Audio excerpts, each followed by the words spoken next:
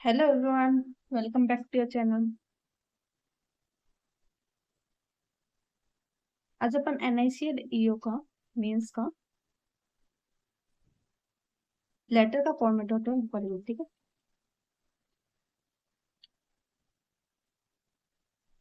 Okay, जैसे मैंने right करके लिखा है सिस्टम में। देखो, ये इनफॉर्मल लेटर है।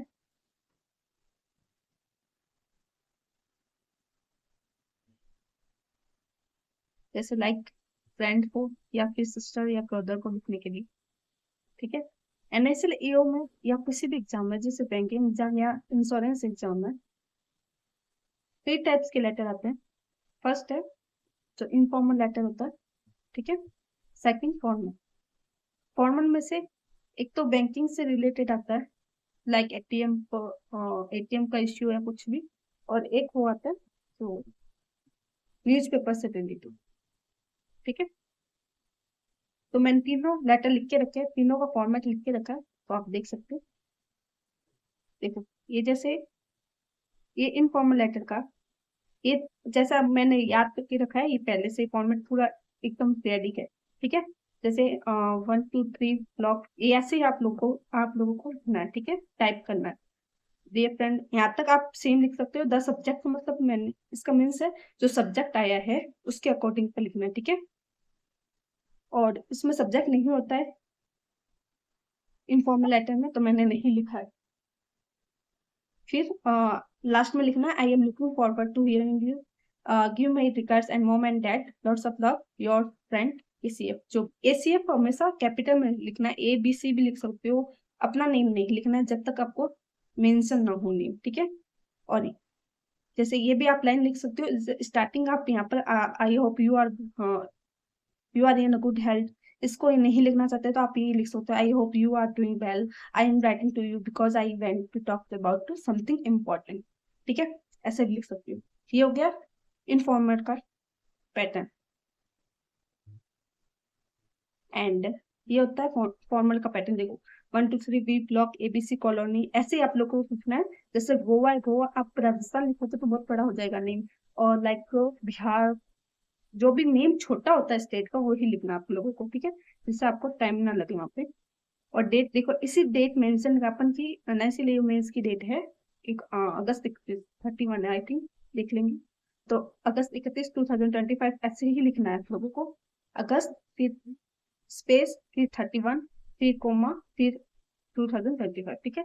और द बैंक मैनेजर लिखना है, नेशनल इंश्योरेंस कंपनी लिमिटेड, अपनी का इसका एग्जाम है। रिक्वेस्ट टू कर, देखो रिक्वेस्ट होते है, रिक्वेस्ट करना है, कंसर्न होता है तो कंसर्न लिखना है, तो मैंने दोनों लिख के रखा है, रिक्वेस्ट और कंसर्न का, ठीक है।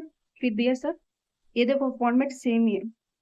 इस फॉर्मेट को लर्न कर लो, जब भी बैंकिंग पर कोई आता है लेटर, तो आप इस फॉर्मेट को लिख सकते हैं। जैसे I have been account holder at your branch for the last 10 years and have always valued your services, how I am writing to this letter to bring your attention to request, ठीक है। फिर आपको जो request करनी है वो लिखना है। अगर कंसर्न आता है तो कंसर्न लिखना है, concern towards the subject, subject का मतलब जो आपका जो सब्जेक्ट क्या है, टॉपिक क्या है, उसको लिखना है, ठीक है। Like my account number is that, इसी अकाउंट नंबर को इस फॉर्मेट में ही लिखना है। I have enclose attach photocopies of my Aadhaar card and also pan card, ठीक है। फिर अगर रिक्वेस्ट आती है तो रिक्वेस्ट पर आप ये लिख सकते हो, जैसे मैंने लिखा है, I kindly request to resolve this issue and update, ठीक है। लास्ट में अगर आपको स्टार्टिंग में तो ये लिखना है, अब लास्ट में पैरा में आपको क्या लिखना है, ये लिख सकते हो, या फिर आप ये लिख सकते हो, therefore I kindly request to and update subject and the solution of this issue, I hope to hear a positive response from your side, thank you. Request में लास्ट में ये लिखना है, thank you for attention to this matter, if you need any further information please do not hesitate to contact me, ठीक है। फिर concern के लिए आपको ये लिखना है, I would to highly applicant if you early action is taken from your side regarding the subject, since it is a serious issue that needs to be sorted quickly and upload the highest standard of service at your branch, ठीक है। I look forward to hearing from you soon, तो आप concern के लिए ये लिख सकते हो। अगर आपको एडिटर के लिए लिखना है, एडिटर जैसे न्यूज़पेपर पर कोई आर्टिकल आता है उस पर लिखना है, तो आप ये लिख सकते हो, I have been reading your article for the last 10 years. I would like to draw your kind attention on concerned authorities towards the subject. ठीक है, और आई होप, ये आप स्टार्टिंग में लिख सकते हो। फिर उसके बाद में I hope that you will voice my concern, ये लास्ट में लिखना आपको, ठीक है, through the esteem newspaper and the concern authorities will take necessary action to publish the such article. फिर लास्ट में आपको लिखना है thank you yours faithfully XYZ, ठीक है। फिर आप ये भी लिख सकते हो like your newspaper can play a major role by publishing articles for expert opinion and real time life stories to educate subject। तो आप स्टार्टिंग में ये भी लिख सकते हो, स्टार्टिंग लाइन ये भी लिख सकते हो, या आई हैव बीन, देखो ये आप ऐसे लिख सकते हो 10 years, फिर उसके बाद में ये लाइन लिख लेना, ठीक है। Your newspaper play a major role by publishing article, जो आपको अच्छा लगता है वैसे लिख सकते हो, ठीक है। And that is my side. अगर आप लोगों को ऐसे ही फिक्स लाइन ऐसे की भी चाहिए तो आप कमेंट सेक्शन में बता सकते हो, ठीक है। एंड अभी मैंने हर्षद सर की वीडियो का स्टॉप करके रखा है, बिकॉज NIC लेओ का मेंस आने वाला है इसलिए। और स्ट्रेटेजी वीडियो कुछ नहीं है, स्ट्रेटेजी वीडियो जो आप लोगों की स्ट्रेटेजी है उसके अकॉर्डिंग आप काम कीजिए, वीक पॉइंट क्या है आपका उस पर ज्यादा फोकस कीजिए। एंड और कंप्यूटर पढ़ना स्टार्ट कीजिए, कंप्यूटर NIC लेओ में आता है, तो कंप्यूटर के लिए आप फॉलो कर सकते हो फॉलोअर्स सर को, उनकी 10 से 15 वीडियो आई थिंक, तो वो आप देख लेना। अगर आप लोगों के पास नहीं है तो आप मेरे को टेलीग्राम पर मैसेज कर सकते हो, मैं आपको प्रोवाइड करवा दूंगी, ठीक है, वीडियो एज प्लस PDF, ठीक है।